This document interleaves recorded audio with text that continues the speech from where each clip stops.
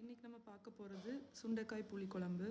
இது எப்படி பண்ணுறதுன்னு பார்க்கலாம். ஃபஸ்ட்டு சுண்டைக்காவை நல்லா கழுவி வச்சிடணும். கழுவி வச்சதுக்கப்புறமா தேவையான பொருட்கள் பார்த்துடலாம். இது லெமன் சைஸ் புளி, கொஞ்சமாக தண்ணி ஊற்றி வச்சிடணும். வச்சதுக்கப்புறமா ஒரு பெரிய வெங்காயம் நல்லா மீடியமாக ஸ்லைஸ் பண்ணி வச்சிடலாம். அதுக்கப்புறமா குழம்புக்கு தேவையான சட்டி, எந்த சட்டி யூஸ் பண்ணுறதுல இந்த சட்டி நல்லாயிருக்கும். ஸோ இதை எடுத்து அடுப்பில் வச்சுட்டு ஆன் பண்ணிட வேண்டியதான். இது கொஞ்சம் நல்லா ஹீட் ஆகணும். மண் சட்டி கொஞ்சம் ஹீட் ஆக ரொம்ப லேட் ஆகும். பட் ஒன்ஸ் ஹீட் ஆகிடுச்சுன்னா குழம்பு நல்லா டேஸ்ட்டு கொடுக்கும். இது வந்து ஒன்றும் அதிகமாக இடிச்சுக்கணும், ரொம்ப முக்கியம். இதை இடித்தா தான் கொஞ்சம் கசப்பு கம்மியாக இருக்கும். நம்ம வதக்கும் போது கசப்பு எல்லாமே போயிடும், கொஞ்சம் கூட கசங்காது.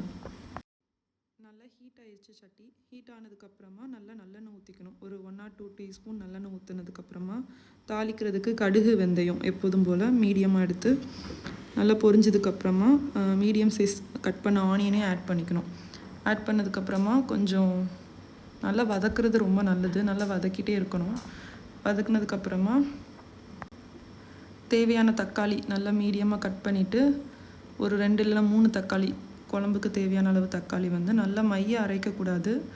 நல்லா பரப்பரன்னு கொஞ்சம் அரைச்சிட்டேன்னா டெக்ஸ்டர் வந்து கொஞ்சம் டிஃப்ரெண்ட்டாக இருக்கும். இந்த மாதிரி அப்படி இருந்துச்சுன்னா குழம்பு கொஞ்சம் நல்லா டேஸ்ட்டாக தொக்கு மாதிரி வரும். நல்லா வெங்காயம் நல்லா வதங்கினதுக்கப்புறமா சுண்டைக்காவை ஆட் பண்ணிடணும். ரொம்ப வதங்கக்கூடாது வெங்காயம்.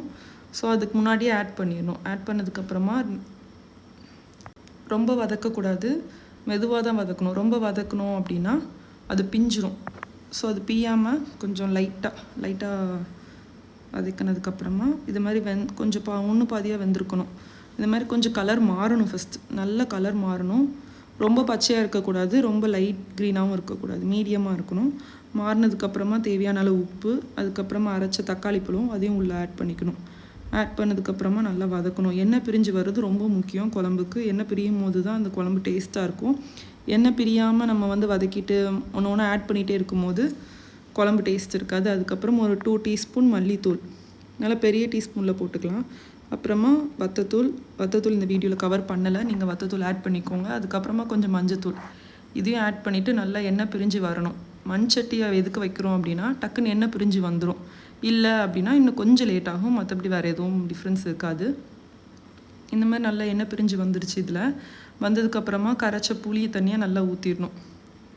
ரொம்ப ஊற்றினாலும் ரொம்ப புளிப்பாக இருக்கும். ஸோ மீடியமாக ஊற்றிட்டு தேவையான அளவு தண்ணி ஆட் பண்ணிக்கணும். தண்ணி ஆட் பண்ணதுக்கப்புறமா நல்லா கொதிக்க விடணும். மூடி போட்டுட்டோம் அப்படின்னா இன்னும் கொஞ்சம் நல்லா சீக்கிரமாக குக் ஆகிடும். இந்த மாதிரி சைடில் எல்லா இடமும் எண்ணெய் பிரிஞ்சு வந்துருச்சு. எண்ணெய் பிரிஞ்சு வந்ததுக்கப்புறமா குழம்பு ரெடி ஆகிடும். அடுப்பு ஆஃப் பண்ணிட வேண்டியதுதான், அவ்வளோதான்.